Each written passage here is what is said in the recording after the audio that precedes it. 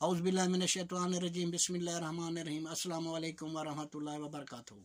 आप देख रहे हैं गुरजानी चैनल और मैं हूं अब्दुल लतीफ़ गुरजानी। हमेशा की तरह इस दुआ के साथ कि अल्लाह ताला आप सब पर आसानियाँ फरमाए और आप सबको आसानियाँ तकसीम करने की तौफीक अता फरमाए। आमीन सुम्मा आमीन। आज के दौर को मद्देनज़र रखते हुए हमें ये नहीं देखना चाहिए कि कौन बात कर रहा है, बल्कि ये देखना चाहिए कि वो बात क्या कर रहा है। एक ऐसा शख्स है जिसे आप अपना समझते हैं, जो आपके अपनों में से है, जो आपके यानी करीब तरीन है और जिस पे आप अंधाधुंध एतमाद करते हैं, वो शख्स आपको एक राय दे रहा है, कोई मशवरा दे रहा है या कोई बातें समझा रहा है, लिहाजा आप उसे अपना समझते हैं, लिहाजा आप उसके दिए हुए मशवरे को या उसकी समझी हुई बातों को अहमियत देते हैं और अमल भी करते हैं। और दूसरी तरफ एक ऐसा शख्स है, हो सकता है कि वो आपके अपनों में से हो लेकिन दूर से हो, ये भी हो सकता है कि आपके अंदर उसके खिलाफ कोई अदावत हो, वो भी आपको एक मशवरा दे रहा है, एक राय दे रहा है, कुछ बातें समझाने की कोशिश कर रहा है, लेकिन आप क्योंकि उस शख्स को अच्छा नहीं समझते, लिहाजा आप उसकी समझाई हुई या बताई हुई या यानी मशवरे को या राय को उठा के ज़मीन पर फेंक देते हैं। ये भी हो सकता है कि इस शख्स के बताए हुए मशवरे या समझाई हुई बातों से आपको फ़ायदा हो, और दूसरी तरफ जिस पे आपको अंधाधुंध एतमाद है, जो उसने राय या मशवरा जो बातें समझी, उससे आपको नुकसान भी हो सकता है। खलीलुर रहमान कमर साहब ने कहा था कि बिकना है तो व्यापार भी हो सकता है, चाहने वाला खरीदार भी हो सकता है। अपने दुश्मन को अभी शक की निगाह से न देख, तेरा कातिल तेरा यार भी हो सकता है।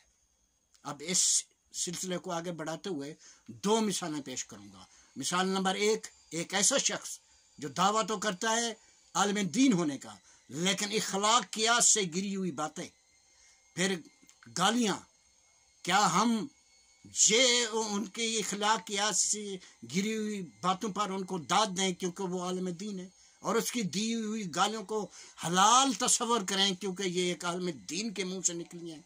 बतौर मुसलमान मेरा फ़र्ज़ बनता है, हुक्म भी है कि यानी आलिम दीन की इज़्ज़त की जाए, एहतराम किया जाए। तो वहाँ दूसरी तरफ हमें आलिम दीन का हदूद अरबा भी समझाया गया, आलिम दीन की निशानियाँ भी बताई गई हैं। अब चलते हैं जी मिसाल नंबर 2, खान अब्दुल गफ़ार खान, जिनका ताल्लुक आज के सुबह खैबर पख्तूनख्वा से था। बहुत बड़े सियासतदान थे बिफोर पार्टीशन। तो हमारे काफ़ी सारे आज के नौजवान शायद खान अब्दुल गफ़ार खान को ना जानते हों, जो एक सियासी जमात है ANP, उनके जो मौजूदा यानी सरबराह हैं यानी असफंदियार वली साहब, खान अब्दुल गफ़ार खान उनके दादा थे। खान अब्दुल गफ़ार खान के नेहरू ख़ानदान और गांधी ख़ानदान से ज़ाती ताल्लुकात थे, इसीलिए तो पाकिस्तान में उन्हें एक लक़ब भी दिया गया कि सरहदी गांधी। और ये भी तारीख़ बताती है कि खान अब्दुल गफ़ार खान ने पाकिस्तान ने यानी बनते वक्त पाकिस्तान की मुखालफत की थी। ये अकेले नहीं थे, कई लोग इसमें शामिल, और 10 ऐसे नाम हैं जिन्हें सुन के आप यानी हैरान और परेशान हो जाएंगे, क्या इन्होंने भी पाकिस्तान बनने की मुखालफत की थी? खैर, ये कहानी फिर सही है इंशाअल्लाह। खान अब्दुल गफ़ार खान आखिरी अपनी ज़िंदगी के आखिरी अयाम तक हिंदुस्तान जाते रहे। एक बार वो जब वो यानी इंडिया गए तो ये बात भी यानी हमें याद रखनी चाहिए कि उनमें सादगी इतनी थी कि खदर का एक आम सा यानी लिबास होता था, फिर उनके हाथ में कोई ब्रीफ केस या टैची केस या कोई ऐसा कीमती बैग नहीं होता था, एक आम से कपड़े की एक आम सी गठड़ी हुआ करती थी जिसमें 1-2 जोड़े कपड़े या जो ज़रूरियात ज़िंदगी का सामान। वो जब एक बार इंडिया गए हैं तो एयरपोर्ट पर इंदिरा गांधी उनके इस्तकबाल के लिए मौजूद होती हैं। जब खान अब्दुल गफ़ार खान जहाज से नीचे उतरते हैं तो इंदिरा गांधी आगे बढ़ के उनसे उनकी जो गठड़ी है वो यानी इस सोच के साथ यानी लेने की कोशिश करती हैं कि ये मैं खुद उठाऊं, लेकिन खान अब्दुल गफ़ार खान ने इंदिरा गांधी की तरफ देखा और गठड़ी को अपनी तरफ करते हुए ये अल्फाज अदा किए थे कि सब कुछ तो तुम लोगों ने ले लिया है, अब एक गठड़ी ही बची है, इसको तो हमारे पास रहने दो।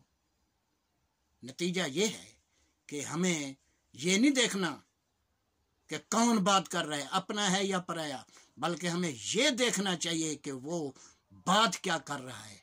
हो सकता है उसकी की हुई बात में हमारे लिए भलाई हो।